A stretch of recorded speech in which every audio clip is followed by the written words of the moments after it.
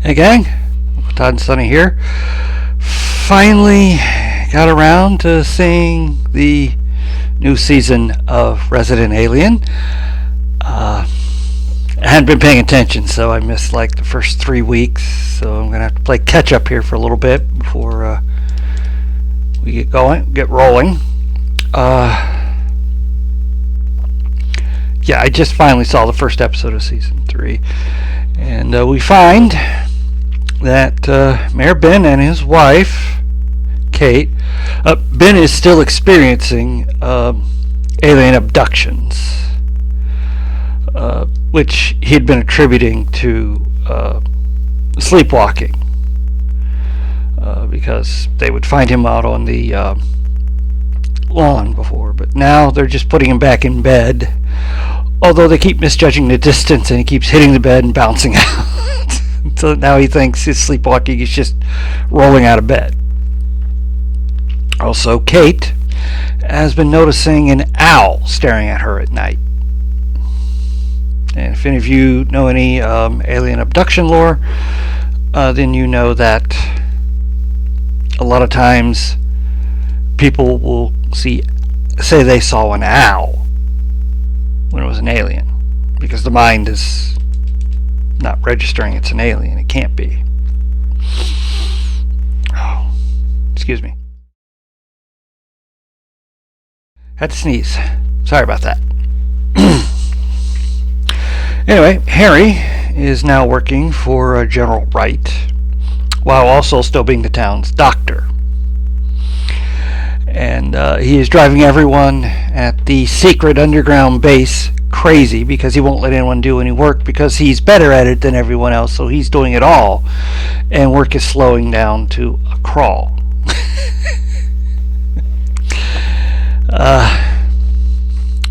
Meanwhile, the new deputy, Joseph, who is a gray alien,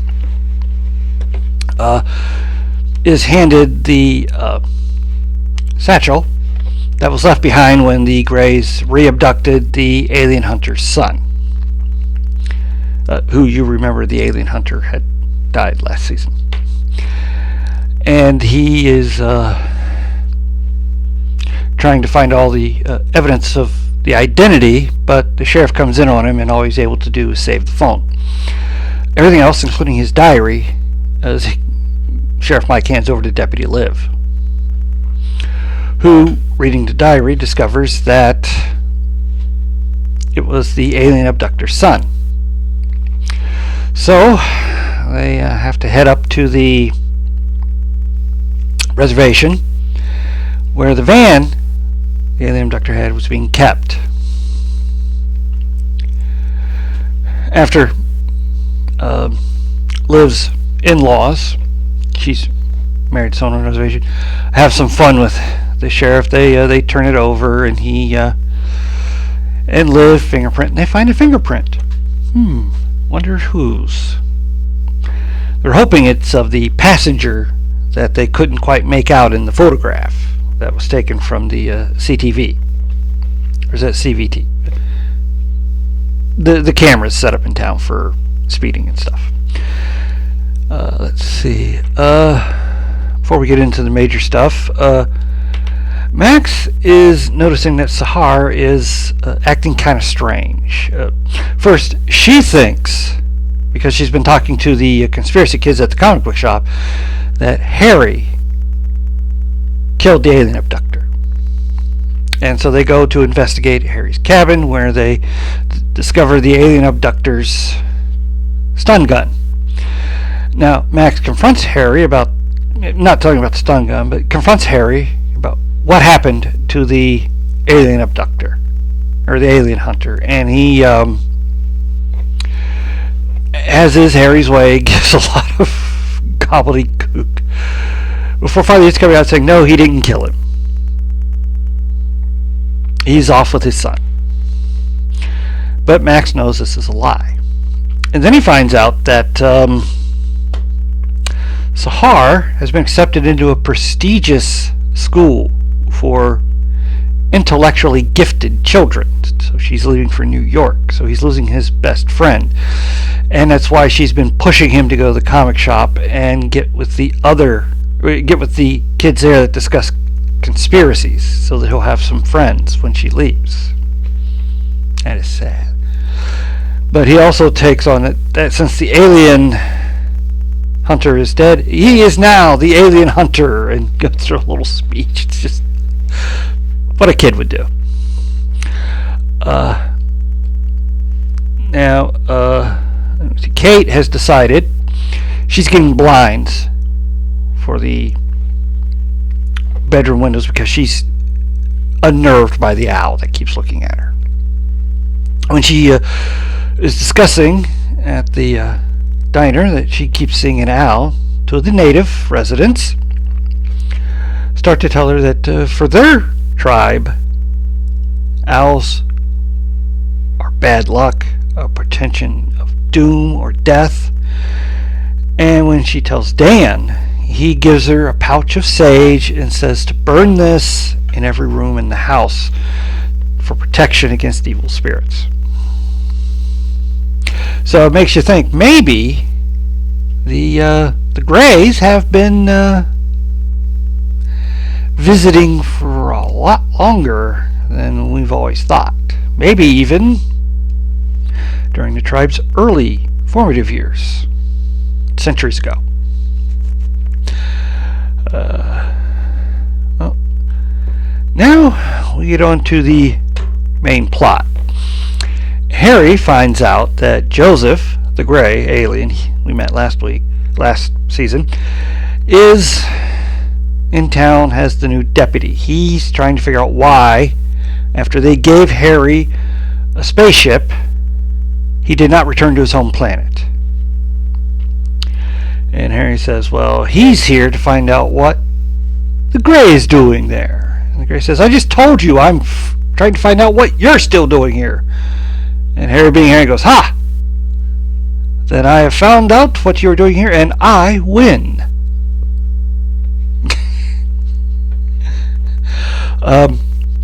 General Wright confronts Harry about him skipping work, and he shows her a picture of Joseph and says she cannot have a team come in and grab him, otherwise they will alert the Greys. He has a plan. He doesn't have a plan. But he gets a plan when Joseph, realizing Harry cares for Asta, starts to get a little friendly with her. Asta kind of likes the attention, and Darcy, who's now living with her, tells her to go out on a date with him. You ask him. Harry's not for that, but then rethinks it and realizes he can get information. So he gives Asta a compact that is actually a listening device, which, since she doesn't use powder makeup, she leaves it at home, where Harry hears Judy using their bathtub without permission since everybody else is out. So Harry rushes over and almost gets the compact, but they spot each other. He grabs the compact and they agree not to tell what the other was doing there. Unfortunately,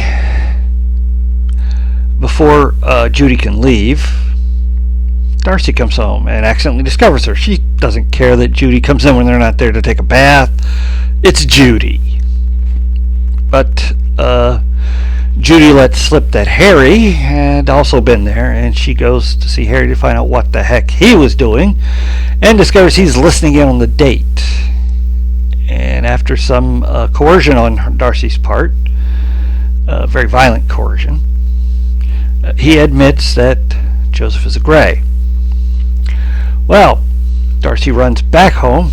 She had been pinging Asta's phone, so she knows where she is, which isn't creepy for Darcy, but it's creepy for Harry if he was doing it, I guess.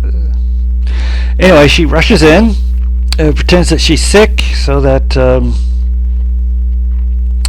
Joseph will leave. Then she brings Harry in, and he tells her everything, and Asta is so hurt and mad.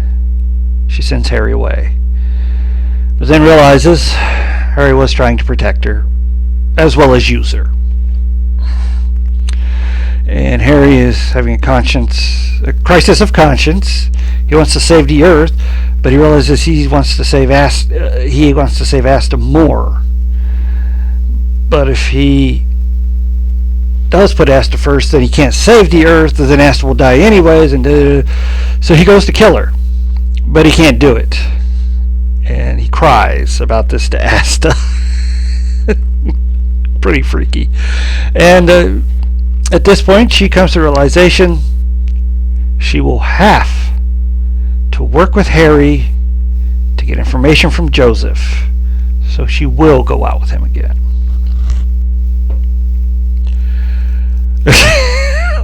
What an episode.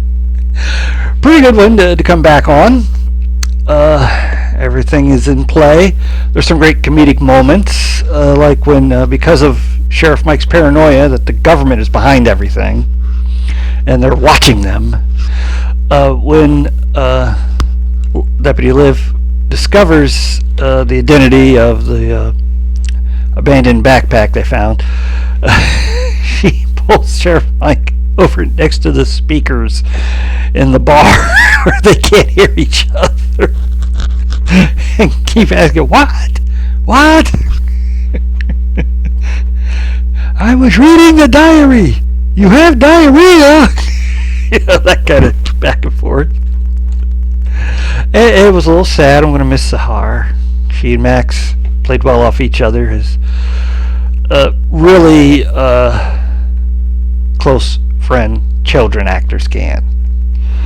And of course, Harry steals all his scenes by being Harry. Adam Tuick is like the most versatile actor ever. I don't know anyone else who could play Harry, the Joker on Harley Quinn, and all the other stuff he's done, like that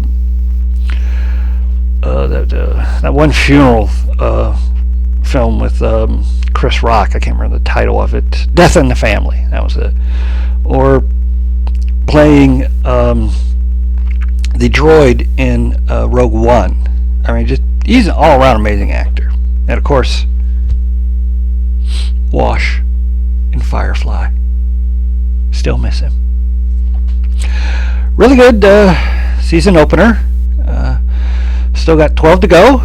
I should get caught up sometime this week, so I'll probably be doing a few extras before the next episode comes out on the 6th.